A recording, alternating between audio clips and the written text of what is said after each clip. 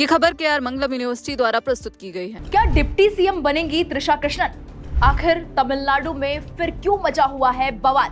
अब सीएम विजय और तृषा को लेकर किसने दे दिया विवादित बयान? नमस्कार, बहुत बहुत स्वागत है आप सभी का दैनिक जागरण न्यूज में और मैं हूं आपके साथ दीपिका पांडे। दक्षिण भारत की राजनीति और सिनेमा का रिश्ता बेहद पुराना और गहरा रहा है। रुपहले पर्दे के बड़े बड़े सितारों ने जब जब सियासत में कदम रखा तब तब सत्ता के समीकरण बदले हैं। लेकिन आज कहानी सिर्फ किसी स्टार के राजनीति में आने की नहीं है, बल्कि उस कीचड़ की है जो इस लड़ाई में एक मशहूर अदाकारा पर उछाला जा रहा है। सुपरस्टार थलपति विजय जब अपनी नई नवेली पार्टी तमिलगा वेत्री कशगम यानी टीवीके बनाकर चुनावी मैदान में उतरे तो विरोधी खेबों में हलचल तेज हो गई।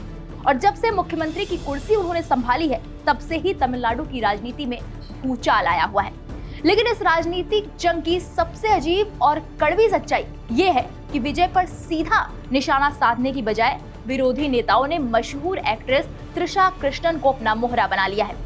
आलम यह है कि हर दूसरे दिन तृषा को लेकर आपत्तिजनक और ओछी बयानबाजी की जा रही है। ताजा मामला ऑल इंडिया अन्ना द्रविड़ मुन्नेड़ कनगम यानी AIADMK का है। पार्टी के वरिष्ठ नेता आरबी उदय कुमार थूथुकुड़ी में एक सभा को संबोधित कर रहे थे। मुद्दा कावेरी नदी के पानी का था और सरकार की नाकामी का जिक्र हो रहा था, लेकिन बोलते बोलते उन्होंने मुद्दा ही मोड़ दिया।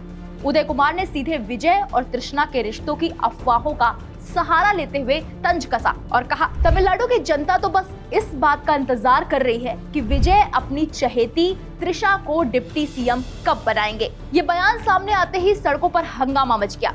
तृषा फैंस एसोसिएशन के समर्थक गुस्से में भर गए और उन्होंने मदुरई की सड़कों पर बड़े बड़े पोस्टर लगाकर AIADMK नेता की इस हरकत की कड़े शब्दों में निंदा की।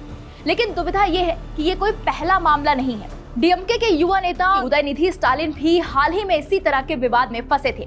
तंजावुर में कावेरी मुद्दे पर विरोध प्रदर्शन के दौरान जब भीड़ में से कुछ लोगों ने तृषा के नाम के नारे लगाए तो उदयनिधि ने माइक पर ही एक आपत्तिजनक और दोहरे अर्थ वाली टिप्पणी कर दी।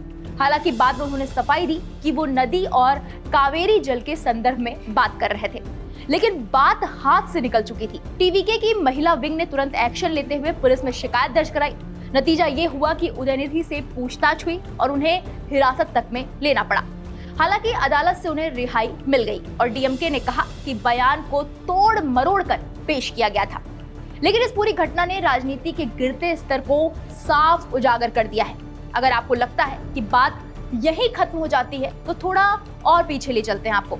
इस साल के शुरुआत में तमिलनाडु बीजेपी के वरिष्ठ नेता नयनार नागेंद्रन ने भी विजय पर हमला बोलते हुए कहा था कि राजनीति का पाठ पढ़ने से पहले विजय को तृषा के घर से बाहर निकलना चाहिए। सवाल ये उठता है कि आखिर बार बार एक महिला कलाकार को निशाना क्यों बनाया जा रहा है? जब भी दो पुरुष नेताओं या पार्टियों के बीच सियासी खींचतान होती है तो किसी महिला के चरित्र और उसकी निजी जिंदगी को बीच में घसीटना सबसे आसान रास्ता क्यों मान लिया जाता है? फिल्मों में साथ काम करना और निजी जिंदगी की अफवाहें अलग बात है, लेकिन जब कोई सितारा मुख्यमंत्री बनने का सपना लेकर राजनीति में कदम रखता है और मुख्यमंत्री बन भी जाता है तो नीति और काम पर सवाल उठाने के बजाय किसी की निजी जिंदगी को मुद्दा बनाना साफ दिखाता है कि राजनीतिक बहस का स्तर कितना नीचे गिर चुका है।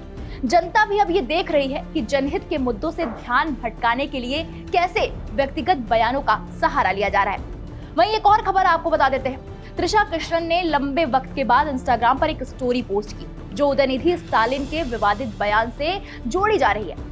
इसमें एक्ट्रेस ने क्रिप्टिक पोस्ट शेयर किया है जिस पर लिखा है, इस उम्र में ड्रामा शर्मिंदगी वाली बात है, जाकर थोड़े पैसे कमाओ और शांति ढूंढो।